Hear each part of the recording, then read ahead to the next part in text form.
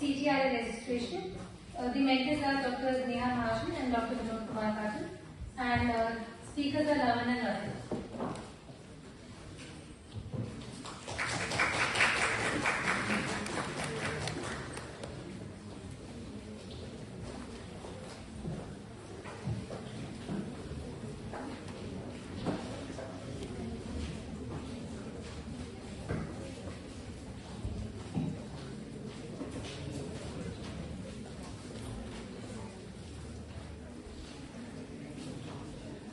Pleasant afternoon all. I understand that there has been a bombardment of information for the past few minutes. So before we proceed, let's take a minute to breathe. If you guys will please follow me in these couple of activities that I might do. Let's take a deep breath. Hold. And exhale. Shake our hands. Please join me, don't be shy. Everybody here is doing it, right? Perfect. Let's move our shoulders a little. Clockwise, anti-clockwise. Take a breath again. And we are ready to continue. On this note, good afternoon everyone. I, Lavanya Gupta, alongside my able colleague Radhika, under the guidance of our mentors, Dr. Neha Mahajan from the Department of Obstetrics and Gynaecology and Dr. Vinod Kumar Katil from the Department of Medicine.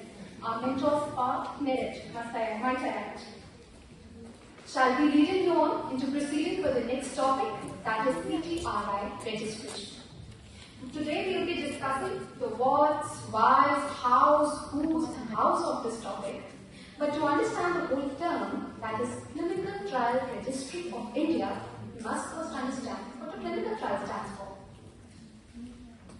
Alright, as is clear from the definition, and might I add, after all these exercises, you have to pay attention to this, because I do ask questions in the middle. Any research study that prospectively being the key word here, assigns human participants another key word here, or a group of humans to one or more health-related interventions to evaluate the effects on health outcomes. I repeat, it is a health study. Prospective is the next key word. Next is the human participants. Why do you ask? It is the human in this study which leads for ethical implications and has resulted in the birth of parent organizations that we will be subsequently discovering or reading about, that is the IRCTP and the CTRI. Furthermore, health-related interventions and of course the culmination of it all, health outcomes. What are these interventions? Well, as is loosely interpreted here, drugs, cells and biological products, surgical and radiological interventions, devices, going so far as to include behavioral therapy, all in all, also including changes in the existing standards and practices and processes of care, also going so far as to include preventive care. In total, what is a clinical trial? Like to say, all greatness begins with a single question, then in this case, a clinical trial begins with a single question. So you identify a health question, develop a plan to answer the said question, enroll volunteers, following the plan, study the information collected, share the results with your colleagues, with others who might be involved in the same projects or even benefit from the same, and ergo improve the standard of care. As health providers, I do believe that is the end goal of it all today. Now, characteristics of a clinical trial. When I talk of characteristics, the list is endless, it is exhaustive. However, there are certain cardinal features to every single clinical trial involved. One of them being the approval of relevant governing and ethical committees, the quintessential point that we are going to be discussing today. Alright, before moving forward, let's summarize the past few slides so that we can understand what the CTRI is, how it was conceived, what was the necessity of it. To make sure what exactly will a clinical trial be, ergo having to be registered, you will have to answer a few set of questions. Does your study involve human participants?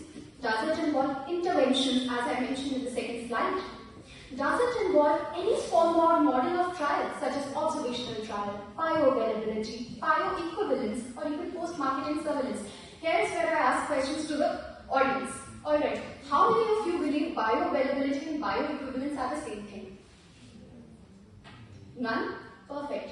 Now what do you think bioavailability would mean? Somebody could give me an example? Or maybe I could give an example? Cephalosporins in the treatment of meningitis. So what organ are you targeting when you're saying this is where the bioavailability has to be studied? CNS. Perfect. Now what do you think bioequivalence would mean? You already have such a big term, bioavailability. What would bioequivalence mean? This answers the quintessential question. That's not dividing level. So this would be to the same parent compound in permutations with different adjuvants coming from different brands. You also have to make up comparable studies for the same. This is what bioequivalence would mean. My third question for the audience, how many phases of a clinical trial do you think there are? I didn't hear you. 4. What would be the last stage of a clinical trial? Post-marketing surveillance. Where was the roaring example of post-marketing surveillance seen in the past few decades? COVID. Thank you, Sarkar. Anyhow, does the study have a health-related biomedical or behavioral outcome? If all the answer to all of these questions is a yes, then this is a clinical trial. And like I mentioned before, your clinical trial includes a group of human volunteers, which is where the importance of committees like the ICTRI and the CTRI, I repeat, comes into play. Now, clinical trials in India, why do we have to have a separate parent registry in our mainland? It was a rosy dream with a potential, and I do not say this lightly.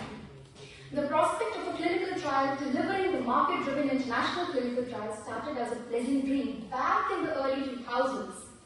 What are the factors that favored it, you ask? And increased access to treatment of naive subjects, especially chronic diseases, tropical diseases. Chronic diseases, for example, diabetes. What year do you think India will be the diabetes capital of the world in? After the value even faster, right? Anyhow, cost savings through economies of scale and labor. The capital plays a big role here. Foremost, there is the availability of skilled, well-versed clinicians, skilled investigators and trials, well-versed in good clinical practice guidelines. This topic will be subsequently dealt with. But after all of this, what was the problem? Despite what started as a promising scale, a dramatic drop ensued. Why do you ask? Because of ethical implications. There were major fleeting issues with the same. I'm sure there are many Netflix documentaries on the same as well. Anyhow, so the notion of these informative registries was coming into play. What is the ICTRP? It stands for International Clinical Trials Registry Platform, whose sibling body is the CTRI, or the Central Trial Registry of India. It is a national search repository. It is free. That is, it is a no-profit organization. It is a no-profit government body. It is an online public record system for the registration of clinical trials. Now, let me bore you with some history. Why so? Because the acknowledgement of the past, present, past in the present will prevent your future from becoming the past. So, most important over here is the conception, which happened in November 2004 at the Ministerial Summit on Health Research of the WHO. This led to the establishment of ICTRP in 2005. India took the lead in the year 2007 and developed the CTRI. However, since June and while it was started and was hailed as a novel initiative, the registration was on a voluntary basis. What would that imply? Not all organizations, not all big pharmas were required to register with the CTRI. There was non-uniformity, lack of transparency, lack of credibility, lack of accountability, and the list goes on. However, from the year 2009, a mandate came into play and trial registration was made mandatory for most of the clinical trials in play. However, there was another issue that had to be dealt with and came into play many years later, almost a decade down the line. Till 2018, this registration was retrospective in nature. What does that mean? Any organization or any group of trialists, when they have started enrolling or even have completed the enrollment of their set cohort of patients, they apply after almost their trial could be nearing completion. That is when they go and apply or register with the CTRI. This gave room for bias. However, from 2018, a vital decision was taken and there was what we call the prospective registration coming into play. Prospective registration includes the enrollment or the registration of the clinical trial taking place before the enrollment of even the first patient. So even before your first patient is enrolled with you, you have to lay down a set protocol and that has to be registered. I now pass on the podium to my able colleague Radhika to proceed further. Good afternoon, everyone. As is evident from the flow diagram, registering in the CTRI comes as the first step of the registration process of a clinical trial in India. This begs the question, why? Why will one need to get registered for the clinical trial? So the answer to this lies in the vision of the CTRI, that is, confirmation of a trial to the accepted ethical standards of the conduct, improved internal validity of a trial, improved transparency of trial conduct and accountability, increased reporting of the relevant result of this registered trials. Result advantages: credibility, accessibility, visibility, transparency, and are the two important, that is, public trust and participation. Originality of the research, Me Too research is curtailed. So, to form the uniformity of the database. Studies registered in the CTRI. These include mandatory registration and voluntary registration. Mandatory registration includes all the clinical trials of new drugs and investigational new drugs, bioavailability and post-marketing studies of new and investigational new drugs, multi-country trial with India as a participating member. Now, voluntary registration. All types of clinical studies, that is interventional, observational, retrospective or prospective studies and academic clinical trials. Clinical studies from traditional medical system, Ayush, as well as clinical studies conducted as a part of postgraduate thesis. Now, requirement for the registration. These include trial registration, involves public declaration and executive action of the trial investigators, sponsors, interventions, patient population, etc. prospectively. For this, approval of IEC, that is International Ethics Committee, Central License Authority, DCGI approval, and biodata and credibility of the investigation is needed. That is, collection of the research protocol is also needed. Process of the registration. Now, process took place in 4 stages. These includes opening a new account for filling the trial data sheet, trial submission review by a CTRI scientist, CTRI clarification to assign CTRI number, regular updates about the trial and submission of the final brief summary. Registration at the CTRI portal. I would simplify it for you how to do it. Firstly, trial registration is an online process in the CTRI. First, log into CTRI website, apply for username and password. Submission of the form, new trial is added using the CTRI registration, filling data set. Now a reference number is given by the CTRI. CTRI verification, trial modification if any are sent by the CTRI, request to register from online correction, then amendment data received, permission uploaded.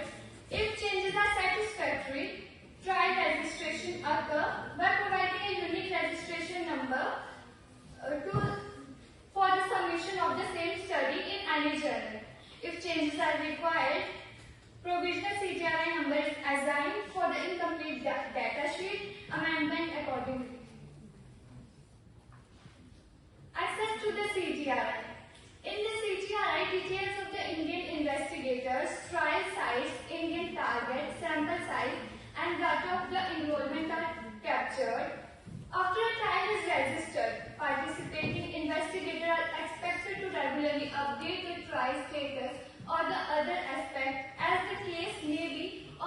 such data recorded are available for the public display.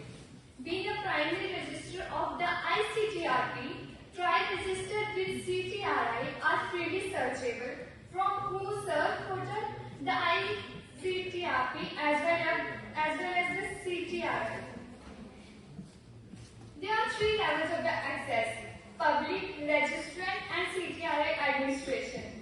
From the home page of the CTRI, a user can perform a number of functions, that is, view a detail of the registered clinical trials, view or download trial registration data sheet, contact administrator from the queue list. And these functions without even require the registration in the CTRI. Imperative to the note, both the trial registration and access cost nothing in the monetary terms. Triumph of the CTRI, a testimony to an uplifting research space. Today, any researcher who plans to conduct a trial involves human participants of any intervention such as drugs, surgical procedures, preventive measures, lifestyle modification, devices, education and behavioral treatment, even rehabilitating strategies. Trials which conducted under the Department of Ayush is expected to be enrolled in the CTRI. Previously registered trials where patient requirements has started or even completed has also been registered with CTRI in light of the changing mandates. From 10 clinical trials a year to over 6,000 in the decades thus far, the establishment of the body as CTRI for streamlining the process of research and data collection has proven monumental to India's ever-growing academic sphere, especially in the healthcare. Ladies and gentlemen, to research is to ask. To ask is to excite. However, this excitement, when misguided or not given a direction, opens one hell of a door: transgression. To prevent the same, the establishment of a body as the CTRI provides an unbiased scientific public record of clinical trials, making the trials accountable to the public, especially those participating and those directly or indirectly affected by their monopoly.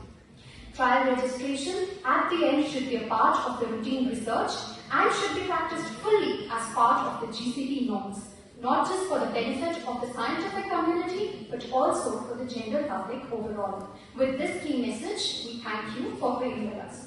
We now open the room for questions, if any.